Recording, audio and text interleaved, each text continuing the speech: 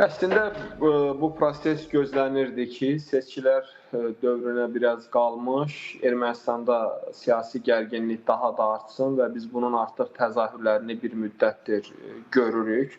Və bilirsiniz ki, artıq köhnə rejimin qalıqları, Köçəryan, Sərkisyan artıq onlar yenidən Ermənistanın siyasi həyatında canlanmağa başlayıblar və davamlı olaraq bu cür bəyanatlarla və çıxışlarla meydanda görsənirlər ki, biz Rusiya ilə əlaqələrimizi daha da gücləndirməliyik, daha da möhkəmləndirməliyik və burada əsas hədəf və məqsəd yaxın dövrdə seçkilər zamanı Paşinyanın hakimiyyətdən uzaqlaşdıraraq onların yenidən hakimiyyətə gəlməsidir. Əslində biz deyə bilərik ki, hazırki dövr Ermənistanla bağlı planların həyata keçməsi üçün həm də ciddi cəhdlərin edildiyi bir dövrdür və ona görə bu gərginlik var. Revanşizm məsələsinə gəldikdə isə bu Ermənistanda əbədi bir xəstəlikdir.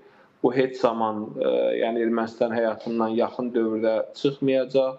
Sadəcə burada bir məqamı mən xüsusi qeyd etmək istəyirəm ki, biz hazırki dövrdə bir tərəfdən onu görürük ki, Ermənistan daxilində Rusiya meyilli artır. Digər tərəfdən isə Rusiya qarşı çağırışları da görürük və bəyanatları da açıq şəkildə görürük. Və burada ən diqqət çəkən məsələlərdən biri isə Rusiya tərəfinin bu məsələyə layihəli yanaşmasıdır. Yəni Lavrovun ərəfəsində Ermənistanın daxilində, Ermənistanın mərkəzində Rusiya qarşı səsləndirilən şüarlar və fikirlər və buna heç bir müdaxilənin edilməməsi də əslində düşündürücüdür və hesab edirəm ki, bu eyni zamanda müzakirə olunmalı əsas məsələlərdən biridir. Aydındır. Ceyhun bəy, elə səfərlə bağlı məsələyə toxunmuşkən artıq biz qeyd etdik, Mirzoyan və Lavrovun görüşü baş tutub və görüşlə bağlı ilkin ehtimallar üzərində əslində biz müzakirələr apardıq. Mən istəyirəm ki, görüş sonrası Paşinyan və əlbəttə ki, prezidentlə də görüşlər olacaq Lavrovun və hansı hesabatları almağa gəlib Lavrov?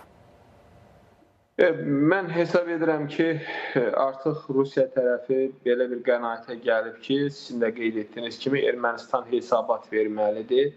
Ermənistan uzun müddət Amerika Birləşmiş Ştatlarına, qərbə arxalanaraq Rusiya qarşı davamlı olaraq bir sıra səhv bəyanatlarla çıxışlar edirdi və ittiham edirdi. İndi isə artıq son günlər Ermənistanın siyasətinin nisbətən dəyişdiyini görürük. Yenidən Rusiyaya bir meyllənmə var. Çünki Ermənistan hazırda eyni dəstəyi Amerika Birləşmiş Ştatlarından alınır.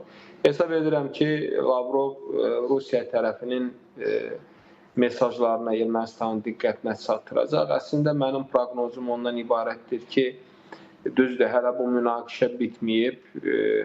Post-Ukrayna müharibəsi dövründə bölgəmizdə yeni bir proseslərin gedəcəyinin biz şahidi olacaq. Yəni Rusiyanın əvvəldən məqsədi yalnız Ukrayna ilə kifayətlənmək deyildi və Rusiyanın bizim bölgəmizdə də marağı var və mən əvvəlki çıxışlarımda da demişdim ki, Rusiya Ermənistanı zamanı gəldikdə cəzalandıracaq və görünür ki, bu müzakirələrdə də Rusiya tərəfinin ciddi tələbləri və xəbərdarlıqları Ermənistan tərəfinin diqqətinə çatdırılacaq və təbii ki, bütün bugünə kimi Ermənistanın atdığı addımların da hesabatı ondan soruşulacaq.